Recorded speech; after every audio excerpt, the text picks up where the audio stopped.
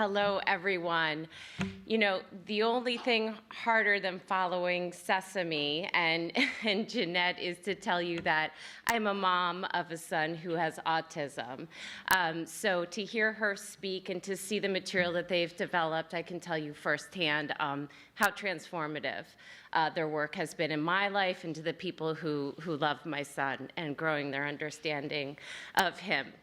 So, it is terrific to be with you here today for this incredibly important conversation on this incredibly important day, as Janelle George said to you, the anniversary of Brown versus the Board of Education. You know, we're the nation's largest philanthropy dedicated to improving the health and health care of everyone in this country. So people often wonder why we care so deeply about education.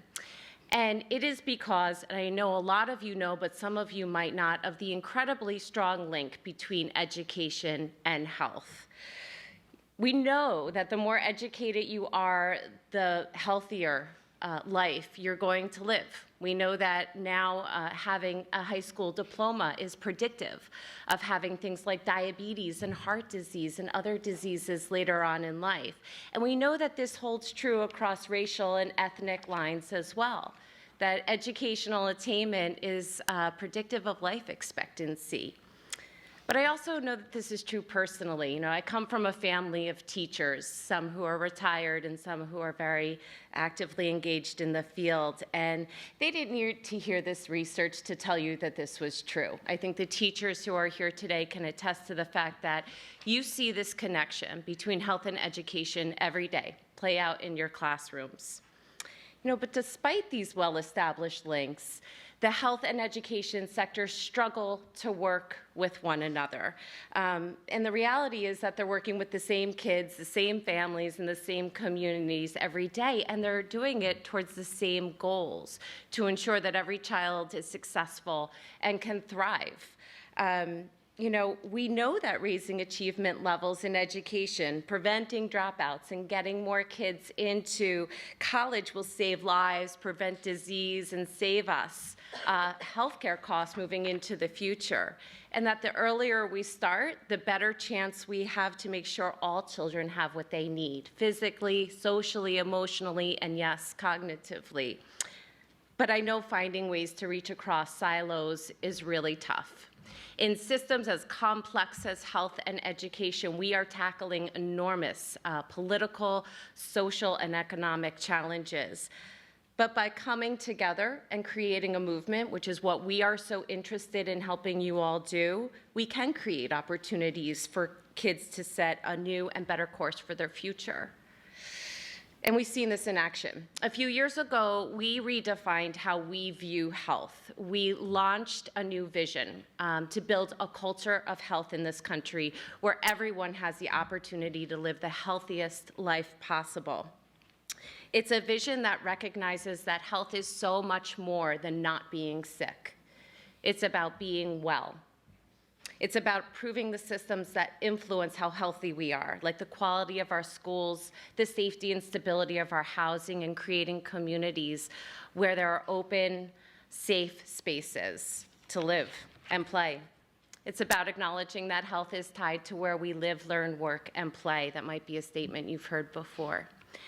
Since we unveiled this vision, we've honored several communities each year with something called the Culture of Health Prize. I encourage you to look into that and to share it with your networks. One of our prize winners a couple of years ago was Spokane, Washington, where a diverse group of partners ranging from business, health, education, government came together to increase educational attainment as a main way to improve the health of their community. This collaboration was inspired by a report from the local health department there that tied low educational outcomes or poor educational outcomes to lower incomes later in poverty. The graduation rate in Spokane at that time was less than 60%. Armed with this data, the community took action. They implemented full-day kindergarten. They started offering skill-building opportunities for young students, and they implemented an early warning system to monitor attendance and grades, but to also understand, as the young woman highlighted for you, why kids were not attending school. They can then better tailor their dropout prevention programs and their outreach and supports for families. 5 short years later, the graduation rate in Spokane jumped to 80%, putting more kids on a path to a healthier future. And this is just one example of many communities that are trying new approaches to bringing multi-sectors together to improve education and health for their kids. Again, I'm sure you know of some of those places. The question is, and for a funder like us, the question is, how do we spread those approaches? And how do we help facilitate that kind of change so that it becomes more of the norm and not the exception? At RWJF, we've been looking to help facilitate that kind of change, as I said, and invest in communities who are starting to move in that direction. Yep, it means giving kids access, for example, to nutritious foods. I know we're going to talk about that today, and clean water, which is critical in physical activity. It also means, though, helping them build the social and emotional building blocks that they need, starting at home, in daycare settings, and indeed in the classroom. It means supporting educators and families and other caring adults to create safe and healthy schools and communities for kids to thrive. It also means paying particular and deep attention to communities with the greatest risk of poor health outcomes and poor educational outcomes too. We know that investing in schools is critical to our work to build a culture of health. Good schools, I don't have to tell you, are the foundation of health in communities. Kids spend more time there than anywhere outside of their homes throughout their childhood. So it's where we have the greatest chance of improving their health trajectory throughout their lives. We've seen success on certain fronts. We've worked closely, for example, with schools, policymakers, and the food industry to get healthier lunches on school trays and more physical activity into their school day. As an aside, I hope you'll take a look at the healthy eating and physical activity display that's here at the summit. It was developed by the YUSA to demonstrate how foundational these principles are to healthy development throughout the lifespan. We know, though, too, that children's social and emotional needs are just as important as their physical ones. For any of you who are unaware of that research, linking social competence as measured in kindergarten as predictive of lifelong success, please contact us. We'd love to connect you to it. So we're going to continue to build that body of research and translate it into best practices for folks to use to foster social competence from the earliest of years all the way through adolescence and early adulthood. And we're continuing the conversation around school improvement, and I encourage you to join us in these conversations. We recently held listening sessions throughout the country to talk about how to design school environments that are healthier, more enriching.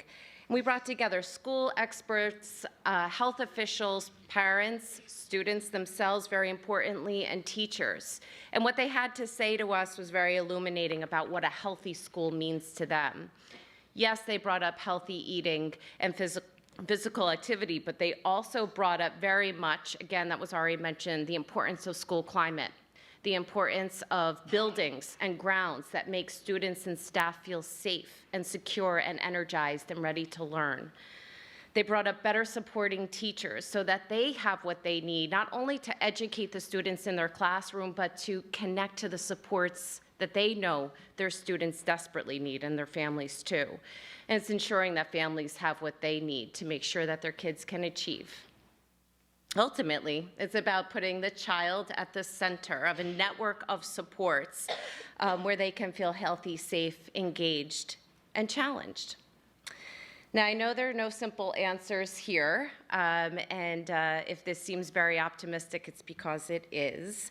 But conversations like these, and why we're so excited to once again sponsor this summit, are the way to start, are the way to start a movement forward where leaders like you turn to one another and say, how can we join forces? How can we share efforts to move the conversation forward?